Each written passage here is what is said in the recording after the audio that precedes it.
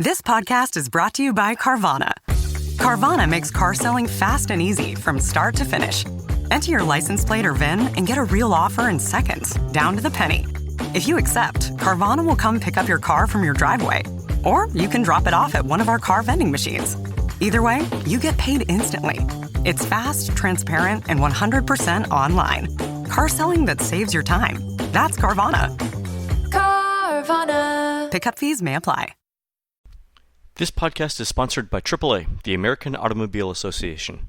AAA members get discounts on tickets, resort accommodations, and more at Walt Disney World and other Orlando attractions. If you book a qualifying Walt Disney World Resort vacation package at select AAA offices, you'll receive a free subscription to touringplans.com, as well as dedicated trip planning resources just for AAA clients. Go to AAA.com or ask your local AAA travel agent for more details on this offer. Hi, this is Len Testa with the Unofficial Guide to Walt Disney World. We're back for another edition of the Unofficial Guide's Disney Dish podcast with Jim Hill. And Jim will be along a little later, but for today we have for this episode, we have a special treat. I'm here with Sam Gennawey, urban designer and author of the new book, Walt and the Promise of Progress City. And we're here in the beginning of the very entrance of the Magic Kingdom. And today we're going to walk through the Magic Kingdom and look at it from the perspective of urban design. That is the architecture, the style, the overall layout of the park, and what Disney's architects were trying to get out of that design. What they were going for in terms of those themes. Sam, welcome to the show. I'm happy to be here, Len. This is great. Thanks, Sam. And Sam, your book is available on Amazon, Walt and the Promise of Progress City. It's available on Amazon in both Kindle and paperback format. Fabulous. Yeah. Great. How long did it take you to write the book? Maybe a lifetime, because I was like a little 53. Yeah. I was like an 8-year-old boy when I saw the Progress City model at the Carousel of Progress upstairs at Disneyland, and I guess ever since then I ever wanted to know if the thing could actually happen. But this book actually took about 8 months to write and get it published. Fabulous, very good. Well, we're here at we're just past the turnstiles at the Magic Kingdom. We're on the right-hand side over by the locker rental and wheelchair rental as well, and we're looking up at the train station. Now, Sam, you had mentioned that when you were on one of the WDW Today podcasts that the entrance to the Disney theme parks were heavily influenced by Walt's background in film and movies, right? Yes, and actually most of the Imagineers, the early Imagineers, they were art directors from 20th Century Fox. The reason why is the 20th Century Fox their back lot was 4 times the size of Disneyland. It had a river, it had a riverboat, it had a river town, it had its own little Main Street, its own little city. Quite honestly, if you could stick a turnstile on the front of it, you would have been able to charge admission to go back there. And they all moved over to start to do the Disney projects. Okay. And it was really important because this was the first time in an amusement park that people used cinematic techniques and applied that to built environments, and it's become, of course, very, very influential, not only within the theme parks, but cities have started to try to mimic this as well. So give me an example of a cinematic technique. We're here at the entrance, right? And we're looking at the main, and so you've got the tunnels here going to the train station. Give me an example of one cinematic technique. Sure. And we're walking now. One of the biggest ones is just the fact that it's like a movie theater. When you push through the turnstiles, the first thing that you're going to be is in the lobby, and that's why the pavement is painted red. And then when you go through the tunnel is as if the curtain is going up on the screen. The tunnels are purposely the size that they are and the depth that they are, so that you never get a full view of Town Square until you've passed through the tunnel. Within urban planning, this is known as the deflected view, and it creates a certain anticipation. It also kind of enhances what you see and makes what you see even more special when you do like what we just did. We're now on the other side of the tunnel. You're now finally getting completely immersed in this environment of Main Street. It's like being back in the 1890s. It's the music. It's the smell of the foods. It's getting run over by the strollers. Everything that you ever wanted to have. Just like old times. Yes, that's right. So looks like we've got a Main Street trolley thing coming up. But the interesting thing I think about the tunnels, one of the interesting things about it is it's not a central tunnel going through the middle. That's right. And in early designs, Marvin Davis was the designer of Disneyland, and basically what the Magic Kingdom is a blown-up, higher capacity version of Disneyland from an urban planning point of view. And they played with the idea of a single entrance, but what the problem was, if you came through the single entrance in the center, you would not only just get on Main Street, but you'd see the castle right up front. The castle, right. And the castle's an important thing in the... by the way, we're walking on the right-hand side of Main Street. We're going past the theater, and Disney, for some reason, has decided to play the Main Street music at Woodstock Jimi Hendrix levels. I like the new audio animatronic horses that they're using so that they don't have to sweat as hard. That's pretty cool. All right, let's go over here in the corner. Okay. It's a little noisy. So the idea of Town Square, the idea of Main Streets is pretty simple.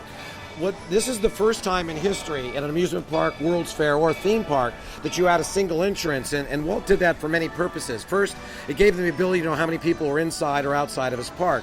But I think more importantly, if you remember the Walt Disney television shows, he would always stand up at the beginning, he would open a book, he'd show you here's where we're at, and it was a way of getting everybody on the same page.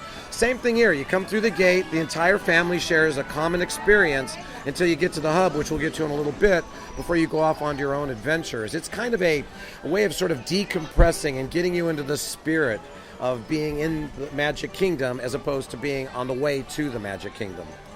That's great. So even though we've literally just entered the park and we've been in it for like 3 minutes, we've already seen a couple of different techniques. We've seen the tunnel, which is the curtain rising. That's right. We've seen the deflective view because Right. from the left or right side, you've got to walk in the middle. Right. And the deflective view is like the cross dissolve in a film. You know, when you're watching a movie, there's a little bit of film, and then there's another little bit of film that crosses over, and it makes for a very smooth transition. Right. The tunnel also does that. It's like, in a cinematic way, a cross dissolve. So it's really, really quite effective. And I think anybody who's listening to this podcast, when you first pass through that tunnel, your heart just starts beating a little bit more, and you kind of know that you're home. and that's an important part too, which we'll get to in a little bit. All right, so we're on Main Street. We're over by the hat shop, the Chapeau. That's right. So to our to our left is the theater. In the middle of our view right now is the train station. We're looking at it from the front. We've got the flag, and you guys can hear the show in the background going. We've got City Hall to our right, and then the fire station to our right as well. What was Disney going for here by including these specific buildings, right? I mean, I understand that Main Street needs a City Hall, and Main Street kind of needs a fire station. The train station is not a sort of an intuitive pick. Neither is having a theater. Why is the train station where it is, and why is the theater where it is, if for any reason at all? Oh no, there's quite a few reasons. The Main Street station is integral to the whole idea. You know, we're talking about the idea of being a movie theater, right? Well, every movie theater has a marquee in the front of it that everybody can see as they arrive. That's what the Main Street station does. It tells you here's the place, here's where the front door is, here's the marquee. Okay. So it acts like that. It also has another function, which we'll get to in a little bit, as a way of making it so it's more comfortable to walk. When it comes to where the Town Square Theater is, where all the characters are at now, that building is full size, and it serves really two functions. The first function is that it hides the Contemporary. If it wasn't as big as it was, you'd see the Contemporary Hotel. So that's why it's as big as it was. And also, when it was originally designed, there was a great deal of consideration of building a hotel. And that was going to be an in-park hotel, and the interiors designs were going to be done by Dorothea Redmond, who had done drawings for it. And it's the same thing that she's the artist who did the mosaics that you see inside of Cinderella Castle. Oops, got that one was wrong. That's all right. That's right. So we're walking a little bit up Main Street here just to get away from the show. Not that it's not lovely or anything, but now we're sort of between the Emporium, the gift shop, and what used to be the arcade. It's an interesting set of facades here. We've got brick buildings, we've got stone buildings, we've got, well, the Emporium is brick, but it's sort of gingerbready. Right. Yeah. It's interesting colors too. You've got the yellow palette. You've got sort of, what is that, a greenish gray? Right. The idea of the Magic Kingdom's Main Street, it's a really quite an affluent city. It's an East Coast version of the kind of the Queen Anne style and this sort of styles. It's a lot more frilly than Disneyland. Disneyland is a lot more of just a sort of a Midwest Main Street. But when we turn the corner, this is the big reveal. You know, when you think about it, you're driving, you're on the boat, you're on the monorail. You never capture the entire castle. You see little bits of the spire. It's only the moment that you turn this corner you get the full reveal of the Cinderella Castle, and it makes a huge impact. It's also really interesting when you think of it from a design point of view, because here you are in a turn-of-the-century city, but at the end of the street is a medieval castle. Now, you would think that the contrast would be overwhelming, but in a sense, the contrast is so complete. each one enhances another. The Main Street's more dynamic because of the castle at the end. The castle at the end functions better because you look up Main Street towards the train station, and that's really important because think about it. You walk into the park, the castle just seems like it's way, way, way down there, right? Seems it's real long, right? When you turn around and you look at the Main Street station, it's a full-size building. All of a sudden, Main Street seems really short. It's this idea that Walt had about museum feet. He didn't want people dragging their butts around. So what he would do is you would all of a sudden say, oh, well, the X is not all that far, so let's take our time. Let's go to the shop.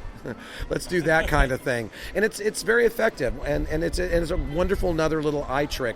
And you're also asking about other cinematic techniques. Now, there's a thing called forced perspective.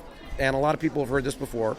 In movies, forced perspective gives you a lot of depth in a film, in a 2D film. Right. And it's the way of painting sets or things like that. Right. And in a theme park, the idea with forced perspective allows the buildings to feel higher, taller, without them actually being that size. It also makes them feel a little bit more intimate and more huggable, especially for adults.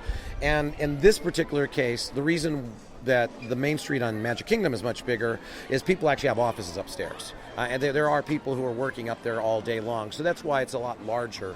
That was one of the reasons that drove it. I will say, though, we're walking by all these stores. You pointed out the arcade that used to be there. Well, the reason I fixate on the arcade because it's still there in Disneyland. That's right, and it's still an arcade. And it's still an arcade with penny films and stuff like that. But it's not in World, and it hasn't been in 15 years. No, and the same thing with the movie theater. The movie theater at Disneyland is still a movie theater. This Main Street has definitely become one giant shopping mall, and it doesn't necessarily reflect the life of the people who lived here. And that's another cinematic technique. As you look around, you'll notice that a lot of the time it'll look like somebody was just there, and they had just left, and you just missed them. So it adds a higher degree of life. It seems like somebody was there. So we're now in the middle of Main Street. This is Center Street. Called Center Street. That's right. Center Street. So we could it ends in on the left-hand side at just an extension of the Emporium, but on the right-hand side, if you're facing the castle, it's sort of a cul-de-sac with Crystal Arts and China. And farther down is a dentist office. Let's walk down there and see what's going on. Oh, I just love this area. I mean, if you're ever looking for a nice, quiet spot to sort of get away from the hustle and bustle, just turn right down on Center Street. And they have these little audio sound things going on right now. So you look up in the store windows, and if you see a store window that's kind of open, and you sit here patiently enough, you'll hear the piano teacher teaching a very poor student and whacking her with a ruler. You'll hear a dentist who is sort of pulling the wrong tooth. Oopsie. And a little hotel where you hear a guy doing a shower. And that's another cinematic technique to sort of suggest that there's a sense of life up above and that you are just missing the people. It's really, so we're at the end of Center Street right now, and it's a lovely section. We've got a series of tables and chairs back here, so if you wanted to grab something from the Main Street Bakery, which is in the next building up, you could definitely walk back here. There's not a lot of shade, except in the very back. But the interesting thing is that this particular area now seems to be completely overlooked by the vast majority of guests. We've got some people standing in the shade, sitting in the shade. We've got one guy at one table, and then we've got 3 tables and a whole bunch of chairs and benches that are completely unoccupied right now, which is rare because it's around lunchtime in the Magic Kingdom, and it's a Sunday, so it's a pretty busy day. Yeah. But this is I guess no one comes down this far for food. And then behind us, we're actually standing in some really nice shade. The other thing I love about this particular area is this is what I like. So behind us, there are a series of lights, and they're sort of not squarish. They're sort of triangular-ish, but not. They don't come to a point. Right. We've got rounded lights over here on the gift shop side. Right. And then by the glass blowers, we've got what looks like a gas lamp. Right, because that's the idea of Main Street. It's at that crossroads from the gas era to the electrical lights. And as you move up Main Street, by the time you get to the hub, those become electric lights. That means we've advanced in time somewhat. But there are only a couple of gas lights, right? There's one right here, there's one right there, and then that's it, right? There's maybe a third.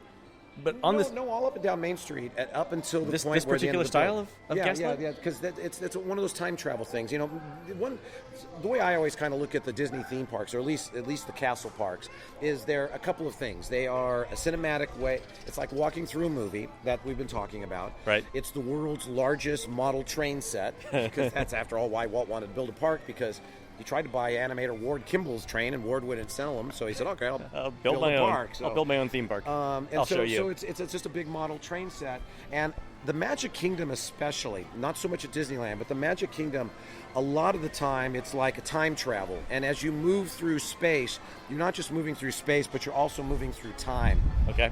And that's a hallmark of the Magic Kingdom. That is distinctly different than Disneyland. There's a little bit of it there, but not as much as here. You'd mentioned the time travel thing. We'll talk about that on a couple other episodes coming up, because I know there are other places where you said it's very prominent. All right, so we're walking up towards the end of Main Street now. We've got Casey's Corner on our left. The smell of hot dogs and fries is in the air. Right? We've got the ice cream parlor on our right. And the other day, Sam, you and I ate at the Plaza Restaurant, which I hadn't eaten at in a long time. I've never eaten there before. It was great. What a wonderful little spot to sit in, too. It's wonderful because you're sort of you could overlook part of Main Street. It's we sat in the area that directly overlooks it with a window view. It was really nice. The food wasn't bad at all. The club sandwich I hear is very, very good there. It was meatloaf. I it was like lovely. the meatloaf. And you had the meatloaf. It was very good too. All right, cool. So now we're at sort of the end of Main Street, coming up towards the hub. And so you're talking about the lights. So here's a good place to show. So right at the end of Main Street, you notice they're all gas lamps? Yes, they are. They appear to be gas lamps. And then you turn the corner, now all of a sudden they're electric lamps. So we're actually in between eras. We're in between eras. And another really quite cool thing is that little bridge as you're going towards Cinderella Castle kind of has a little pitch to it. So for just a brief second, you're slightly elevated amongst everybody else. Gives you a nice little view. Yeah. And the castle, of course, is just overwhelming. I mean, the thing is just, I'm a Disneylander, so to me, this thing is just gigantic. But it's purposeful. It served within the park. You can pretty much see it everywhere, and that's important because it helps to orient you. And it also teases people when they're driving up to the parks, which was important because when you think about it, when this thing opened in 1971, the nearest real, I guess, civilization was about 16 miles away. And the Disney people were sort of afraid that people think they were being sucked into a swamp, never to return again. Going to my evil lair. Yeah, so as long as you see the top of the castle, you're kind of going, oh, maybe there's something there, so I'll keep driving forward. Oh, that's not bad. So yeah, you mentioned that you actually do walk uphill as you're going along Main Street. So it's definitely a very pronounced hill from about Casey's Corner until sort of the area, the moat. So is this the moat of the castle? Yes, it is. It is. That's great. Yeah, so it's the water that you go over between Main Street and the central hub. And the central hub is also an important design element, right? Right. This is another hubs are choices, I understand. Yeah, this is another one of the real critical ideas, which was the hub and spoke. So we talked about the single entrance. We talked about going down a central corridor, which was Main Street, that squeezed us all together, and then that releases into what's known as the Plaza Hub. And the Plaza Hub has a very pronounced function. First of all, it allows families, and you were seeing this a lot. I mean, if you look around, there's large groups. They're all taking photos. They're spreading out. They're looking at maps to figure out what they're going to go do next. Yep. John Hench, the Imagineer, suggested that families need a lot of room in order to sort of gather their thoughts and figure out where they're going to go next. So that's what the hub does. It gives the families a lot of room. They can take a stop. They can figure out what they're going to do next. It also allows them to have choices. It's sort of the remote control to your television. So you can look and see the gateways, whether you want to go to Adventureland, Frontierland, Tomorrowland, or Fantasyland. And then the thing that would drive you to the lands would be what's called the weenie, or view terminus, as it is in the architectural terms. And I heard this great story the other day about where the term the weenie came from. I always knew it because in the silent era films, if you want to get the dog to jump, you just wave a hot dog around, right? Sure. But the weenie was very specifically named by Walt Disney. And what happened is that Walt would come home late from working at the studio, and Lillian would be in bed. So he'd go in through the kitchen, and then he would open the refrigerator, and he would take out 2 hot dogs, weenies if you're from the Midwest, right? And he'd take out the 2 hot dogs, and he'd give them to Lady, his chow dog, and then he'd eat one. And he'd wave it around to, get the dog to jump and be happy that he's home and all that kind of stuff. So it's the same thing. It works like a beckoning hand, and it says, come to me, come to me. So, let's take a little tour. Let's look at the weenies, right? So the big one, obviously, is the Cinderella Castle, but it's the motion of the carousel. That's what really draws you. Right, you can kind of see the carousel. Right. If you're standing literally in the middle of the central hub, you can see the carousel through the archway. Right, of the castle. And motion is something that always draws attention. People are always drawing to motion. So you look in down to Tomorrowland, and what do you see? you see Astro Orbiter spinning 2 stories high. That's right, where it's supposed to be, as opposed to the one in Disneyland, which is stuck in a hole in the front. Wait, hold on. You're saying there's something wrong with Disneyland, Sam? Yeah, I am. Heretic. All right. I know. Turn in your card at the end of the tour. Just take that thing and put it back on. I have to admit, folks, my first ride that I hit in the morning when I come here is to go on the Astro Orbiter because I just love being up that high. You look towards Liberty Square, and the weenie itself is a building that's designed to hide the Liberty Bell steam riverboat because it's the wrong era. That riverboat shouldn't be there, so they kind of hide it. But the building itself is attractive, and the Adventureland, you see the Swiss Family Robinson Treehouse. That's right. So I'd never noticed this before, but we were standing in the hub, and I never noticed that if you're standing literally in the middle of the hub, right, and you look towards Adventureland, you can actually sort of see the very top of Swiss Family Treehouse. And not only that, but when there are people on Swiss Family Treehouse, you can actually see them walking through the treetops. That's right. And and so the people walking is the movement, is the motion. So you've got the Liberty Bell is motion, you've got Swiss Family Treehouse, you've got the carousel, you've got the Astro Orbiter. Now, there is a difference at Disneyland. When you look at Adventureland, there is no weenie, and the reason for that is that if there were a weenie and you knew it was going to be in Adventureland, it wouldn't be much of an adventure now. It's actually the entrance to the men's restroom, but that'll be for a different podcast. A different attraction. That's maybe that's a Man versus Mouse or a Man and Mouse podcast. So this is interesting because I've been to the Magic Kingdom, hundreds of times, and until you pointed out the motion thing, I'd never bothered to look back here. But you can actually see people in Swiss Family Treehouse, and the idea that you can see people 3 stories up walking through a tree is the thing that beckons you over towards Adventureland. That's right, and it's very, very effective. All the different weenies, you can't help but want to walk towards them, and it's a very, very effective design. And even in big cities, like the old Pan Am building in New York or the Board of Trade in Chicago, right, work in a sense as weenies for those major streets. So it's, the thing with Walt is he wasn't necessarily invented anything. He was a great synthesizer of the best in anything that he observed. And so he would go to cities, he would go to places, and he would see things he'd like, and he would note them, and he would tell his Imagineers what he saw. And he was also really big on education he would send his guys out to everywhere to study it. That's how they picked up on all this stuff. That's great. So as we leave Main Street, I just want to comment on the Crystal Palace restaurant, which is sort of Victorian era. It's kind of based on the New York Conservancy or World's Fair or any of those kind of glass atriums that were really popular at the turn of the century, done in a Victorian style. But the transition from that to Adventureland. So a couple of things. One is it's pretty seamless because right now we're about 10 feet from the bridge to Adventureland, and you can kind of see the very rightmost part of the Crystal Palace. Right. And it's still thematically, it still sort of fits in. It's definitely not out of place like a New York skyscraper would be out of place. So I want you to talk about 2 things, Sam. I want you to talk about how this particular part of the Crystal Palace integrates in with Adventureland, and then I want you to describe how Disney marks off where the end of one land is and the beginning of another land is. So where does one land end and when does another land begin? How do they do that from a design perspective? Well, with regards to the Crystal Palace, the idea there is that since it's modeled after a greenhouse, and during colonial British rule, the idea of a Victorian greenhouse out in India or Africa or someplace exotic like that would have been a natural fit. So the architectural language is shared amongst different times, eras, and place. So they're able to use a language, and they do this throughout the park, which is really, really quite clever. They'll take an architectural language, and that's what they'll end up blending.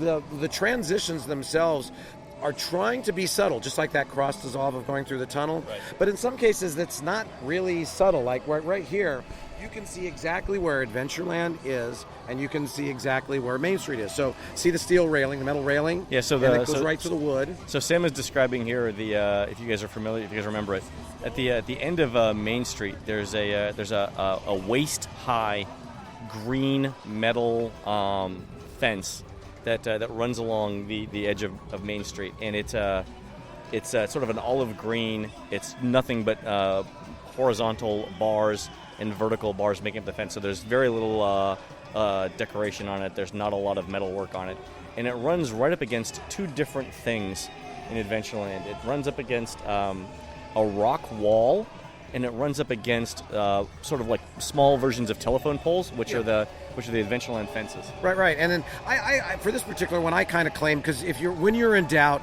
and you want to figure out whether you're in one land or another, just look at the trash cans. Just look at okay, so that's right. So the trash cans behind us are the yellow and brown version. So that's the transition to Adventureland, or that's the end of Main Street? Yeah, this is the end of Main Street, because these are Main Street trash cans. So let's go across the bridge that separates it, and that's another very distinct thing, is that we're crossing bridges everywhere we go. So you can kind of say Islands of Adventure got the idea from Disney in that case. But as we go from one land to another, you're going to cross a bridge. So we walk, look at the surface, you got kind of this concrete slurry, and then we're going to walk over a wooden bridge. It's this is a good since we're finishing up on Main Street, that's a good place to end this particular podcast. We're leaving the red carpet of Main Street. We're entering the wooden era of Adventureland. I hope you guys will join us on the next show. For Sam Gennawey, author of the new book Walt and the Promise of Progress City, this is Len Testa. Thanks for listening. Bye.